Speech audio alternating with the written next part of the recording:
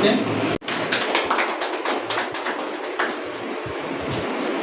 আমার সাংবাদিক ভাইয়েরা এবং কিছু শিক্ষার্থী এবং অভিভাবকরা আছেন, সবাইকে আমার স্থল বেঁধে ভালোবাসা, প্রণাম এবং শুভেচ্ছা।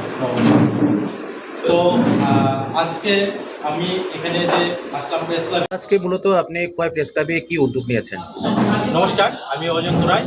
আমি শিক্ষকতা করছি কাঞ্চনপুর সাততলা দ্বাদশ শ্রেণী বিদ্যালয়ে।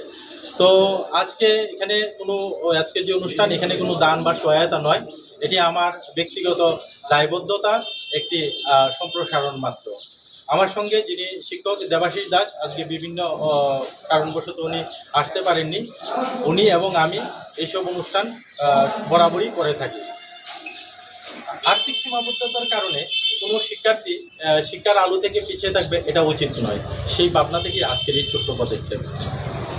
আমরা কোয়াই প্রেস ক্লাবের একজন মাননীয় সদস্যের কাছ থেকে যখন আমরা শুনতে পেলাম যে 7 জন শিক্ষার্থীর কিছু শিক্ষা সামগ্রীর প্রয়োজন, তখনই আমি সঙ্গে সঙ্গে যোগাযোগ করলাম যে আমরা সেই শিক্ষা সামগ্রীর ব্যবস্থা করব, এবং সেই অনুষ্ঠানই আজকে এখানে করলাম।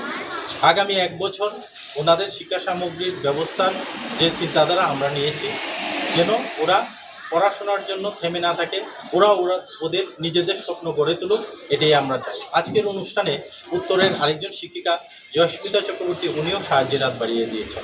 আমরা বিগত কয়েক বছর ধরে এই অনুষ্ঠান চালিয়ে যাচ্ছি, আগামী দিনেও আমরা এই অনুষ্ঠান চালিয়ে যেতে চাই। আমরা বিশেষ করে সমাজের প্রান্তিক মানুষদের কাছে পৌঁছাতে চাই।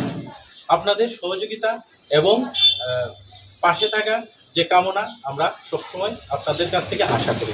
ধন্যবাদ।